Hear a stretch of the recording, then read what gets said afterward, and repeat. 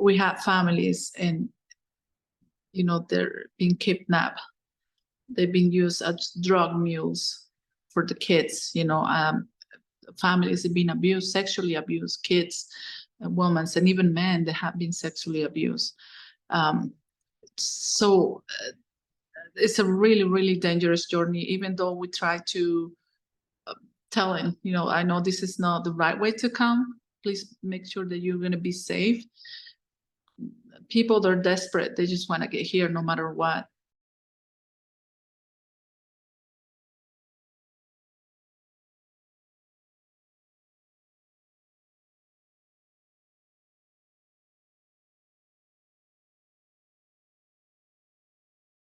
Welcome to another edition of Interview from the Line.info. I'm your host, Jacob Rueda. Today we'll be discussing the decision made by the Biden administration on October 5th to deport those Venezuelans who the administration says crossed the border into the U.S. illegally in an effort to ease the number of migrants at the border. Now, for anyone who's been following the story, this decision by the administration contrasts an earlier decision made in September that granted almost 500,000 Venezuelans the right to work in the U.S. legally. Joining me to discuss this is Mayra Molina. She is the head of the Venezuelan Alliance of Utah. Mayra, thank you for taking the time to be here today. Thank you so much, Jacob. I'm so honored to be here today, especially to talk about these issues for our community. No, I appreciate you taking the time to be here. I really do. So let's get right into it. With regard to the September decision, the New York Times reports that the decision affects 472,000, roughly 472,000 Venezuelan migrants who arrived in the U.S. before July 31st of this year. So would this decision that was made, how would that work? Would anyone who arrived afterward be deported? What specifics do we know about this decision? Well, now that you mention it, decisions have been a little bit contradictory, based on what each of them mean. So, for example, the TPS, like you say, it was approved to benefit about 470,000 Venezuelans that live in the United States. And the rule, obviously, to be a beneficiary for that will be, first off, to be a Venezuelan citizen, and second, to be here inside of the United States living before July 31st, 2023. And now the deportations, the people that came after that date, so if they don't have a really good case, a really valid case, legal case of asylum, so they're going to be deported because obviously they don't have a legal benefit to stay here in the United States. So is it on a case-by-case basis? Yes. So when the Venezuelan people apply for the political asylum, they need to be reviewed, obviously, first for an attorney, so they can decide if these people meet the requirements to be considered an application for a political asylum. Once this decision has been made, especially for the people who's crossing the border, the south border, they have an interview. First off, they have an interview with the USCIS agent, and they tell them, what's your case? And the agent at that moment, they have the decision if they are able to see if these people are able to pass and come to the United States, or if they've been deported right away. So this is this process is not easy as people think. They just think like, oh, I'm just going to get to the south border and I'm going to cross and I'll be okay. That's not the case. Once they get to the border, they show up at the USCIS agents, and they have the decision again to say, yes, you're okay to come in the United States and apply for a political asylum, or no, you're going to get deported. Once the people that are allowed to come into the United States, they had to meet with an attorney as soon as possible, because they only have a time frame to apply for that political asylum. And that's why it's so important, so the attorney can see if these people can meet the requirements to do the application. How long is the process generally take? For the political asylum, it's really long. It's not as fast as we would like to be. So, for example, again, so people that cross the border and people that come here with visas as well. So they're here, they meet these requirements, they submit the application, they can apply for a work permit in 180 days, which is 6 months after the application. And then after those 6 months, so they if they get approved the work permit, they're able obviously to work. And then after that, the asylum, the process is pending. It's in a pending status until they meet with the judge, the judge, the USCIS court, to say, oh yes, this person, has been approved for the political asylum and not given the right to stay. And then after a year that's been approved, they can apply for a permanent residence. So it's a long process. We have people right now that have been waiting 10 years or more, waiting for that appointment with the judge. And unfortunately, you know how it is right now with the Department of Citizenships and Immigration Services. Everything is so backlogged, they don't have a time frame for it. When we had cases like these last 2 weeks, we talked to the authorities and they said, oh, we don't believe it's many cases, for that long of the time. And we did a survey here in Utah, only more than 600 people, families filled it out saying like, yeah, we've been waiting for more than 6 years, 8 years. So when people talk numbers and we are able to present these numbers to the authorities so they know for sure it's not as effective as this process should be.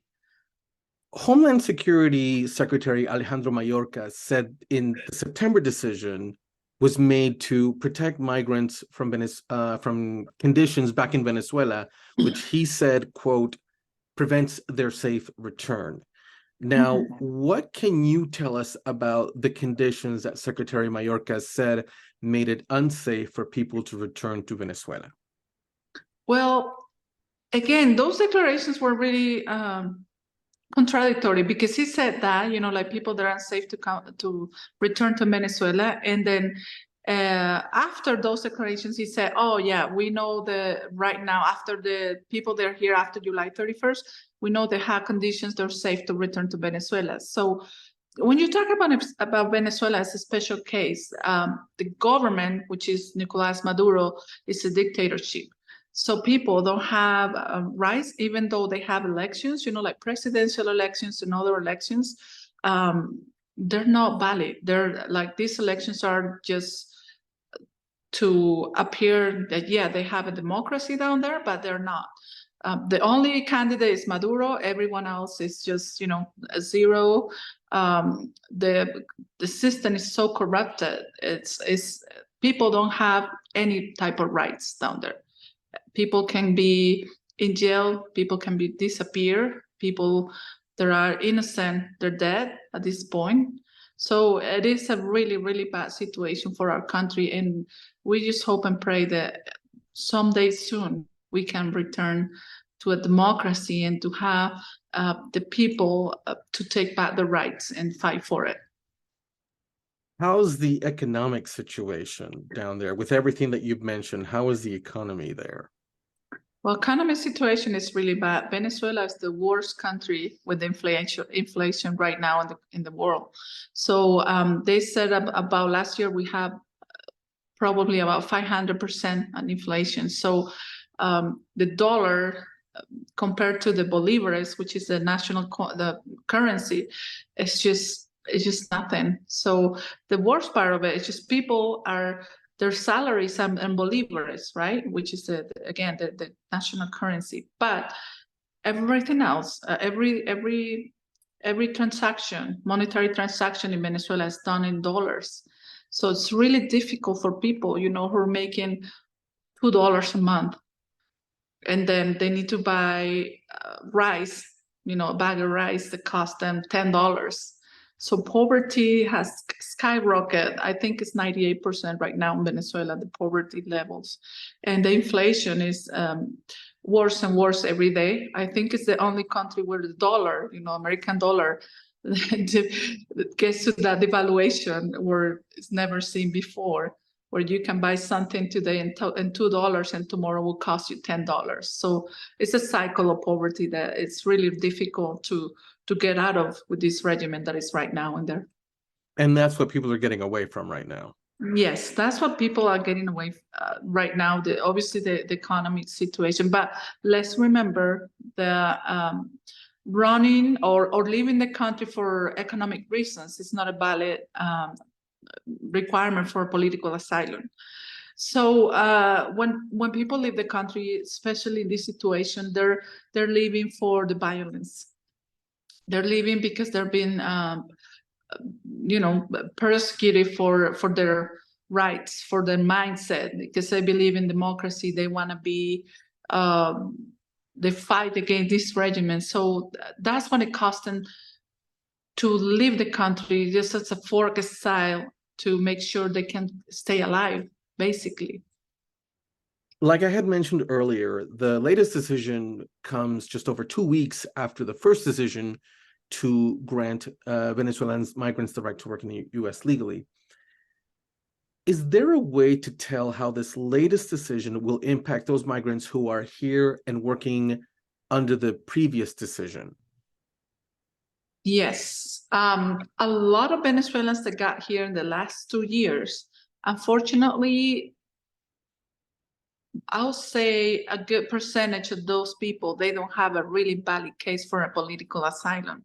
So even though they were blessed to come here and stay here and to try that process, the TPS has been a really, really great process for them to start a new life in a better place. They had the right, obviously, to get a work permit, to have a social security number, to have more stability and being legal without the fear of being deported. And then after that decision that we're talking about, the deportations are starting over. I believe that people ask me, Mayra, wouldn't the community be worried about this deportation? And I'm like, yeah, for sure. But we need to realize too that these people that are really concerned about deportations are the ones who've been involved in some type of criminal, against the law issues.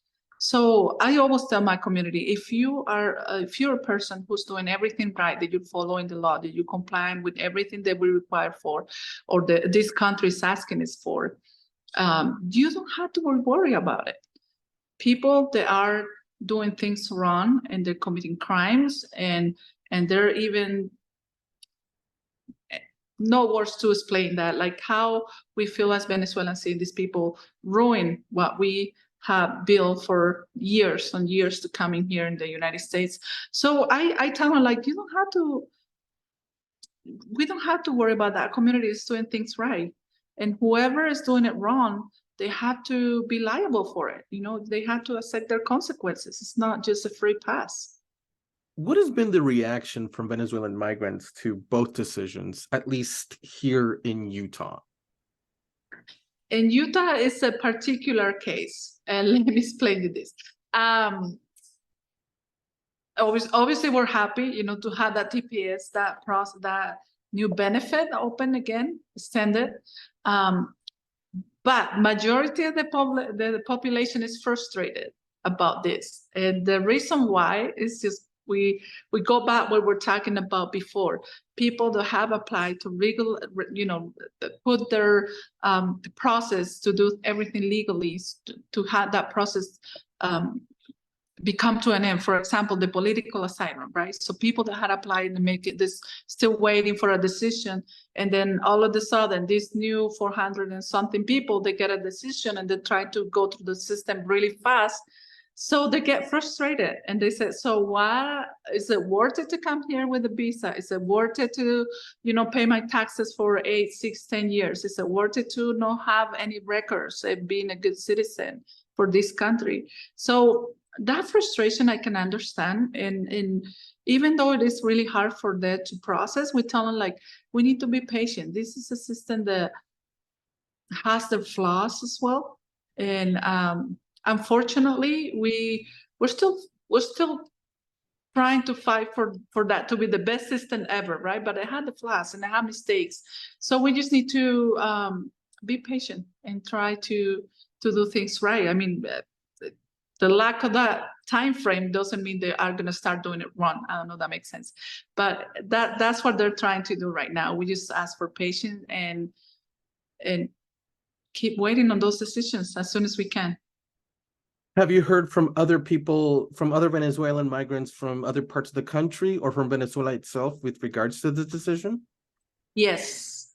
Unfortunately, from the Venezuela side of it, a lot of fraud is happening right now, even with the parole, the humanitarian parole, which is another benefit for the Venezuelan people.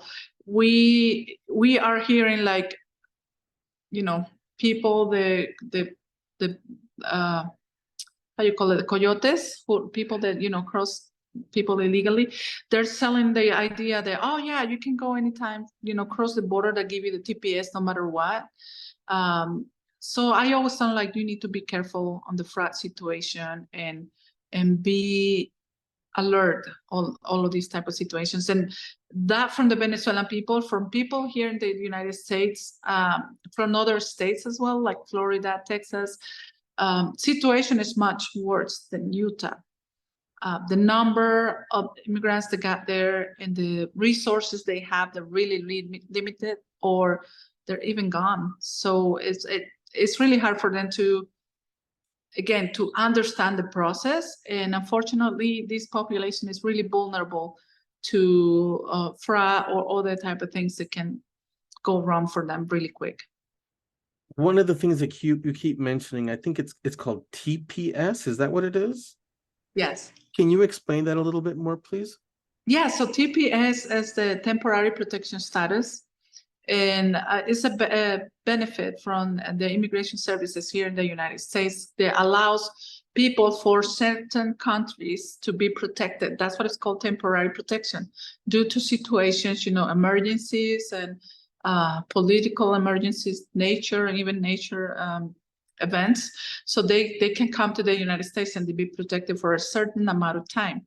And then after that time has passed by, USCIS has the right to say, okay, we'll extend it a little bit more, or this is it. We're just going to leave it until here, and people has to come back to their countries.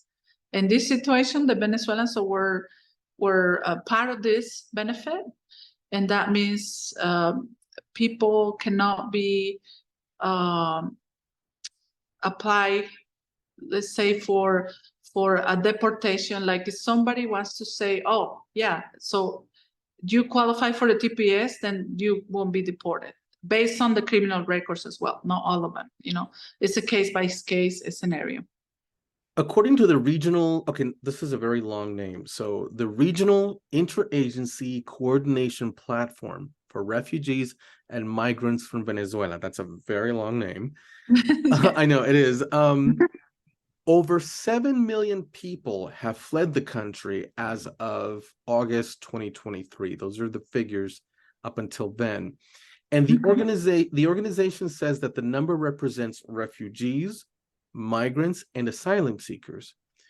Now, for those Venezuelan migrants who managed to make it to the US, is it possible to get a sense of how they are finding life in the United States? Is it what they expected, or does it differ in some ways?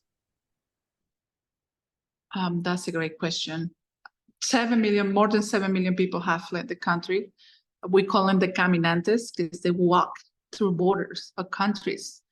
The first country they get to is Colombia, and then from there they go. Part of these immigrants, they go to Peru and Chile, Ecuador, Argentina. So they go walking in most of these countries, and the other part of it, they come here, they cross the Panama, Costa Rica, Nicaragua, and all of these countries in order to get to the south border. Expectations, most of them have another expectations when it comes, once they're here, because life in the United States is not as easy as everybody thinks. You need to work every day, from, I know people, they work 2 or 3 jobs from 5 in the morning to 11 at night, and just to make meet ends. And once they confront that reality, it is really hard. It is really hard. And it's not like they're going to become millionaires in 2 months. making dollars and making a salary in dollars. And I know for a fact, I know people that have gone back because they can deal with the rhythm, the life that we have here, that we're used to here.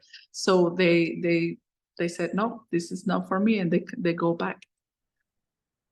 You talk about this journey that they take from Venezuela, crossing into parts of South America, into Central.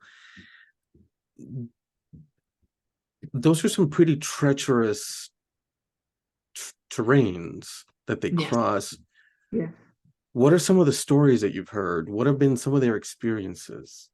And it's really tough when you have families, face to face, and tell you the stories, the things they have lived and see. It's really, really hard. We have families, and they're being kidnapped. They've been used as drug mules for the kids. Families have been abused, sexually abused, kids, women, and even men that have been sexually abused. So it's a really, really dangerous journey, even though we try to tell him, I know this is not the right way to come. Please make sure that you're going to be safe. People that are desperate, they just want to get here no matter what. And they're trying to take that risk their own life to be here. We have girls that we know that we work with other organizations nationwide here in the United States. And we have people, girls, that are missing, and we know 100% they're being human trafficking victims. And that's really hard when you talk to a mom saying that, her 12-year-old daughter got lost during the journey. They don't know what it is. We have families that, some way or another, one member of the family is just dead. They just find him dead because I guess he didn't want to be a drug mule or just something bad to other people. Those stories are really, really bad. And let me show you numbers. So the 10 women that get out of that journey, 6 of them have been a victim of sexual abuse. And other than that, I'll say the people that are getting here to Utah, about 80% of them need mental help because their situation, the mental state is so bad, and kids are going through that journey as well. They need help. And that's one of our missions as an organization. We work with different entities so they can get the help they need. So let's talk a little bit about what the alliance that you work for. Tell us a little bit about what it does, its outreach, and how, anything else that might shed some light on the situation. Sure. So the Venezuelan Alliance of Utah was created back in December 2018. A group of us, got together and saw this need here in Utah for a group that can really help our people in the right way. So we got together and we created the organization. Our mission is to guide the immigrants that come into the state to reach out those resources that are going to help them to make their life better, to have a better situation. That's the reason why they come here. And that's what we do. So we work together with partners and, offices, entities, authorities to make sure these people are being guided in the right direction and they can have access to those resources. Again, these groups are really vulnerable and a lot of people take advantage of them with money. They telling things that are not true, and then even can put on risk their legal permanency here in the United States. So that's our mission. We've been doing it since 2018. Last year, to give you a number, we do like free legal clinics where people can come and talk to immigration attorneys here in the state that we have partners with. And they do that. We help more than 800 people. We do an annual charity event where we give winter clothes. Winter here is really bad. So people that are coming here, they're getting here, they don't have enough preparation for this type of weather. And we help, and we do education clinics. So for the kids that are getting here and the families, okay, this is how you able to get to a school. They're going to get help, you know, to learn the language and to learn the culture. It's not just they're just going to show up with nothing. That's our goal.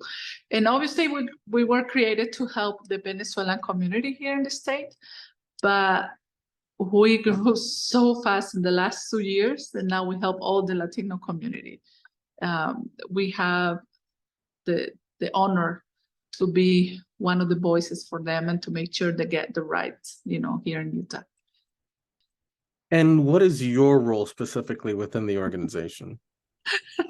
I do everything.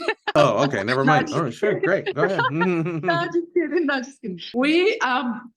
We have a great team. We are 3 directors in the Venezuelan Alliance of Utah, so I'm one of them. The other one is Mayra Molina and Victor Hugo Pinilla. There's the 3 of us, and then we have teams, coordinators team. They help us, you know, every area: donation, legal help, education, housing, food. So we have these coordinators through the state, especially in the bigger areas, you know, like Salt Lake City and Utah County, and they help us a ton. So this is a team effort. That what we do is not just me. It's a big team effort, which I'm really thankful for them. So let's go back to talking about the most recent decision, and maybe get some insight. How does this latest decision align with the Biden administration's broader immigration policies and priorities? This is a hard answer. I'm a believer that this country needs a reform, okay, but not just for a certain group of people. I think the reform needs to be done in the whole process. This system has been working for more than 50 years where situations were really different. Right now, we have more than 11 million people here living without a status. And I think that every government, no matter, you know, who it is, like Biden or someone else, they need to worry about these people. They're not invisible. They're people. They're human beings. And I believe, I'm a firm believer that we need to fight for everyone's rights, not just a specific group. Even though I'm Venezuelan, you know, I feel and I know the community. I've been in the United States for more than 25 years, so I know there's people there that need help, and I know there's people there that deserve an opportunity, that deserve to be able to apply, you know, with the time frame to a permanent resident, to have a legal work permit. So all of these situations align. Again, I think the governments or the institutions, they need to be focused on one solution only, to have that reform so we can offer the best life for these people that came here and are trying to make a life. And they're helping this country too. They're helping their economy. They're helping their workforce services. So it's a really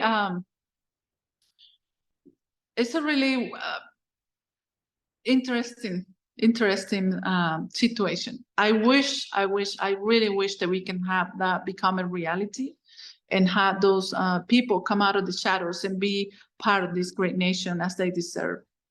How does this latest decision affect the U.S.'s relationship with Venezuela and its stance on the political and humanitarian situation in that country?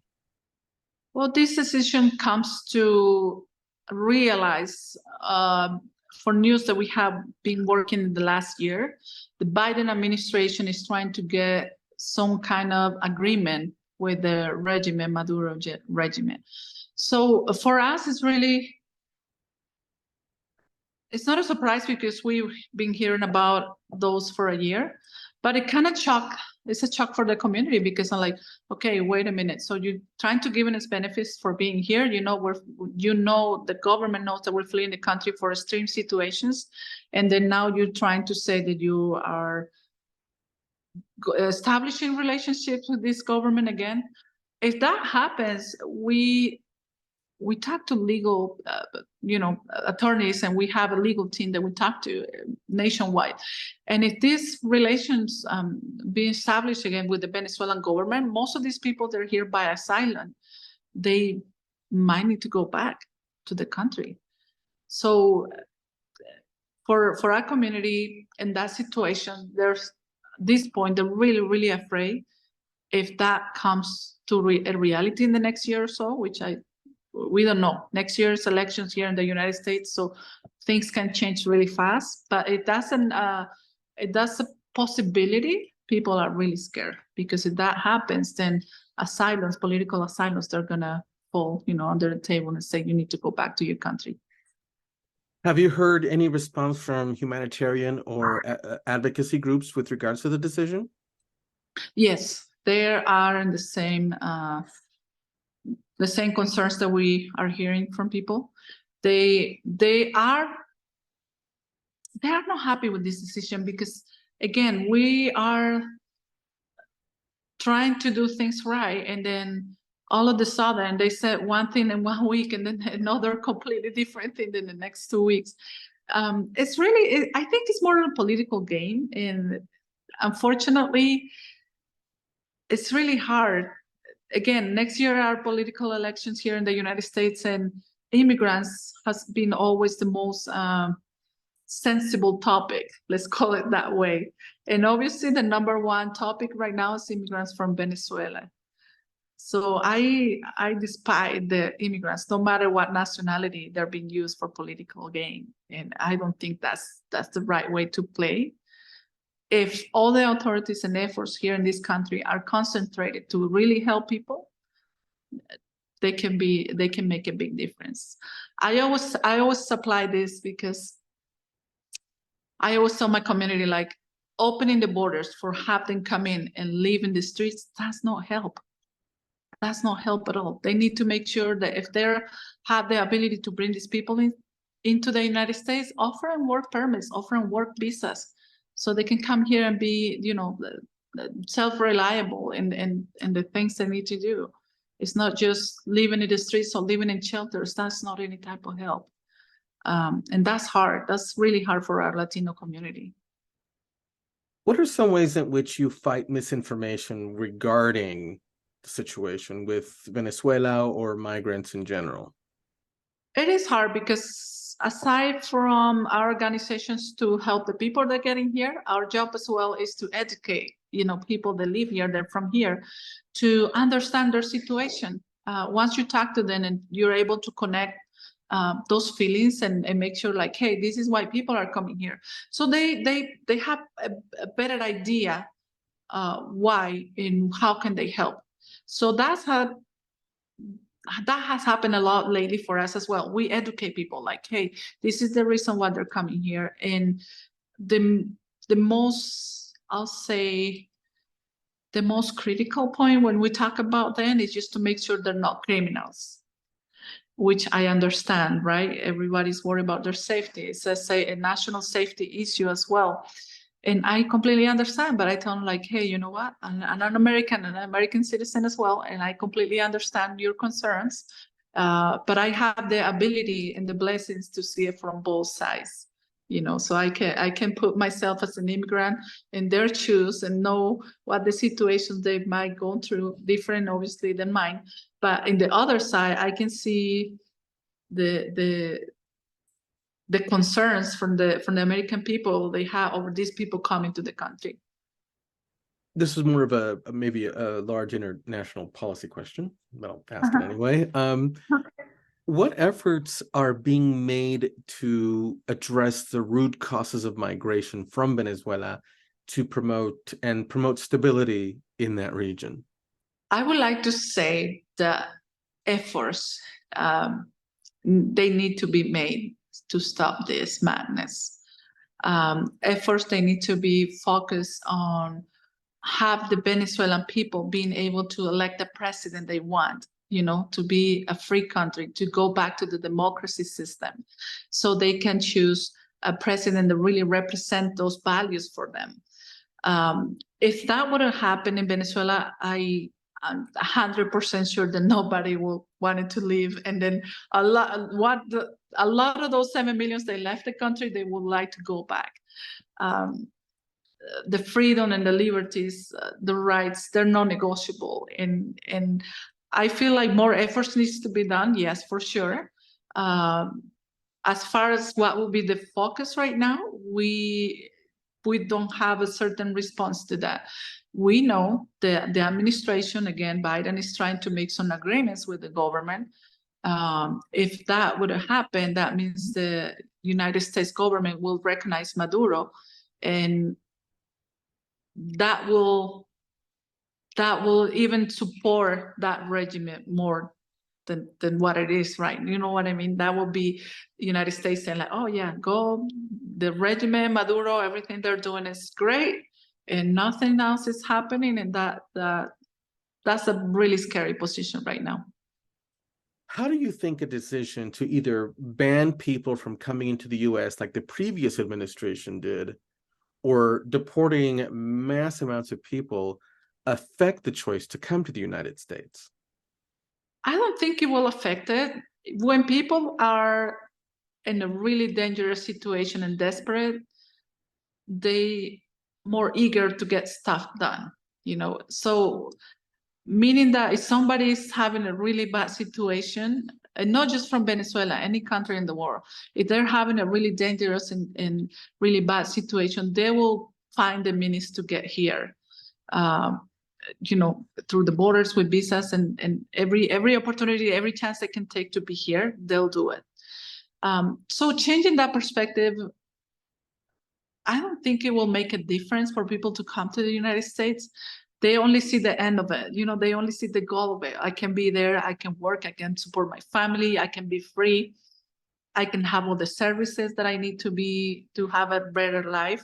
So I don't feel like that might be such an impact. Although, again, I'm a firm believer that if they're having people to come here, they need to find, the system needs to offer more legal ways for them to come here and making part of it. They already here. People are already here. We have more than 11 million people living here. We have DACA people. We have, you know, from other countries. So I don't think that might affect that. Maybe people will get scared, but not as bad to stop coming to the United States. I just want to ask quickly, because you had mentioned reform earlier. What do you think within the immigration policy needs to be reformed the most? What part of the process do you feel like needs the most reform? I'll say the obviously the permanent resident and citizenship processing times, they need to be faster, so families can do the adjustment of status, you know, faster than it takes, so people stop looking other ways for other ways to come. Political asylums, obviously, and mostly all the processes. It's just a time frame. And another thing that we're seeing is just people that are getting here in the last year, they're getting a response way before the people that have been waiting 5-6 years for the same process. So that's frustrating. You know, that's really frustrating. And I think when we talk about reforms, it's just to make sure that the whole system is based on the time frame matter, and obviously to find that balance where everybody's having the same treatment and the same rights and the same time frame, and that balance, everybody's in the same scale. Let's get it done as it is by chronological order, and then let's get these people moving. And the systems are really excellent. We need to make sure the systems are working okay, they're up to date. And I'm really surprised when you look at the immigration systems from other countries, you know, like Canada, like Australia and Switzerland and all these countries, and then you look at the United States and you feel like 100 years behind comparing it. So like, how this country is in this situation. This is one of the, you know, the biggest country in the world where everything can happen, and we had the systems, we had the people, we had the money, and it's hard to understand that. For me, it's really hard to understand. Like I can make that idea in my mind. What is this situation happening right now? So we've covered a lot of topics and a lot of issues regarding the situation. Is there anything else that you want to mention with regards to Venezuela or the migrant situation, or the policy or the decisions that we haven't discussed that you feel needs to be mentioned? I'm just asking people from my country, from Venezuela, just to hold on. We just hope that things will get better, and when that day comes, we're just gonna celebrate. And I like I said before, I know millions of people will go back home because that's our home. And just to be safe, wherever you guys are deciding to go, either here or another country, please be safe. Be safe. You're worth it. You guys are such an amazing individuals that you deserve the best always. So that will be my last thought for now. Well, we've covered a lot, and we certainly have better insight into the situation. So thank you very much, Mayra, for sharing your insight and expertise on this issue with us. Thank you, Jacob. I appreciate your invitation, and I'm really happy. I'm honored to be here with you today. So thank you for having me again. The pleasure is mine. Thank you.